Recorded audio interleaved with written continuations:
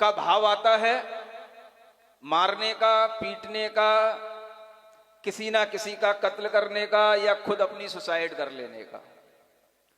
झूठ बोल करके दूसरों को ठगने का भाव आता है, अपने व्यापार को बढ़ाने के लिए अनेक तरह के झूठ बोल करके बड़ी बड़ी दूसरों की प्रॉपर्टियां हड़पने का भाव आता है।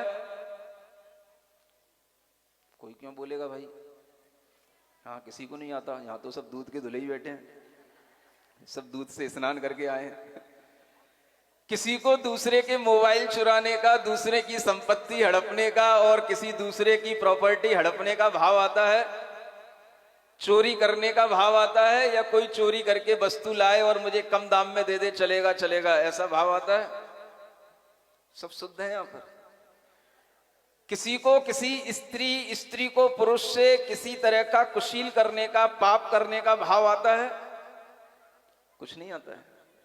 और किसी को किसी भी अपने परिग्रह की वृद्धि, आज मैं 10 करोड़ का मालिक हूं, हे भगवान आज आपके समूह शरण में नारियल चढ़ाता हूं, इतना पुण्य मिल जाए कि आगामी समय में 50 करोड़ का टर्नओवर हो जाए, 100 करोड़ का हो जाए।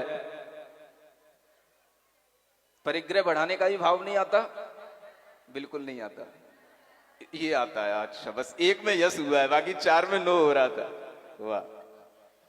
तो भगवान ये भी देख रहे हैं कि जब आपके अंदर परिग्रह की इच्छा होगी, परिग्रह की आसक्ति होगी, तो यह परिग्रह की आसक्ति ही आपको चारों प्रकार के पाप में इंडल्ज कर देगी।